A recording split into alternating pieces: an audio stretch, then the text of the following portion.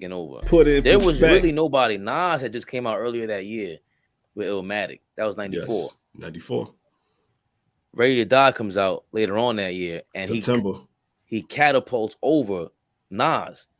And this was, well, not, I guess, catapults for a lot of people, especially commercially, because what he did commercially was amazing.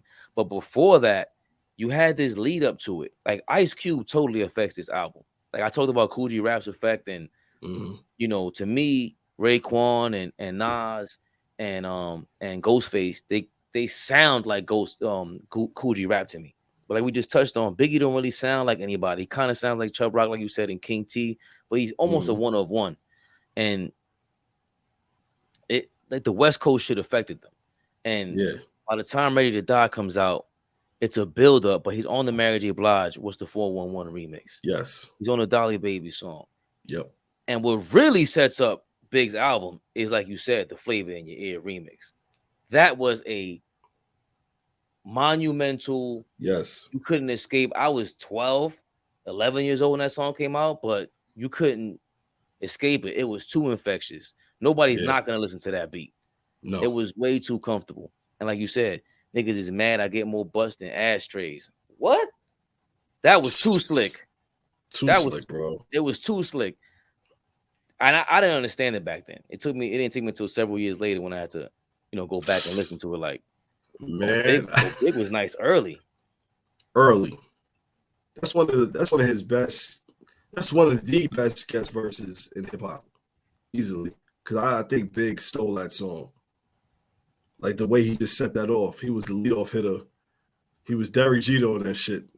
Niggas is mad I get more butt than ashtrays. I get mine the fast way, ski mask way. Nigga ransom notes, far from handsome. But damn, my nigga tote more guns than roses. Foes is shaking in their boots. Invisible bully like the Gooch. If you watch Different Strokes, you know who the Gooch is. He's the invisible bully that Arnold had that never popped up in the show. He was the invisible bully. That's some ill shit, bro. And that just goes like, and I know you say it all the time. Need that New York. It's that New York sarcasm. It's that sarcasm, like just that wit that New York rappers have, bro. It's just, man, crazy, bro. It was the clarity. Yes. It was the clarity. And you talk about punchlines. Like, and the thing is, Big's punchlines, that's what people, you know, Jada, no disrespect to Jada and Fab and Lloyd Banks and them later on, they kind of, it was like a punchline has always been like the slam dunk in rap. It's always been that tomahawk, your windmill, whatever.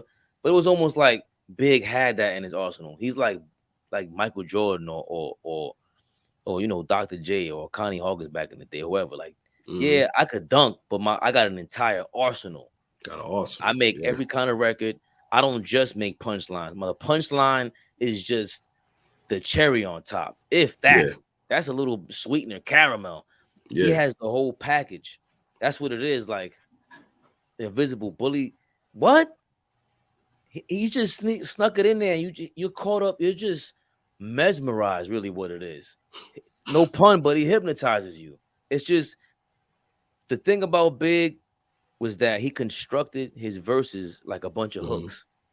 And 50 later on copies that. So you're just busy singing along like a fucking. It's melodic. Yes. And it's like a children's story. All of it, like most of his raps are like that, except the real, we'll get into it later with the real hardcore stuff, is he's just going Brooklyn. But for the most part, when Biggie's in his bag, he wants you to sing along with him. Like, he can tell he's in his pocket and he got you. He was always pimping. Style you're admiring. Don't be mad. UPS is hiring. You should have been a cop. Fuck hip hop. With that freestyle, you're bound to get shot. I have to quote, because we'll be doing a disservice if I don't quote. Big was just so ill, man. And you thought he had the best, the standout verse? I thought Busta was, even though he didn't say it. Well, Busta had the energy. Yeah. And that was Busta's like moment. That was and that was another thing. That was Busta's breakaway solo moment, because he was leaving Leaders of the New School and he was starting his solo career. Like, you know what I'm saying? Like, that was, so that whole song, that's one of the biggest hip hop remixes, man. Craig Mack, you got Biggie, you got LL, Busta, Rampage. You know what I'm saying? But He didn't do it was an bad. ill song. He didn't do bad. He did. LL said some crazy shit. Tongue twisted Barracuda, what he was talking about. To this day, a lot of people don't still know a lot of the lines that L was saying on that song, man. But it was the video was an event Yeah. because the original was already dope. The music is just too ill. And then to have, it's LL giving the cosign now, and Yes. now Biggie is like, oh, who's that? And then Busta Rhymes on it, and all right, he's a star. To be honest, it's almost like Busta was a bigger star in that moment because of the energy, like you said, and then he already came from Leaders of News. We already had the he was supposed to get the Golden Torch. Big was almost like, wait, who was he again? Wait, what? He was on.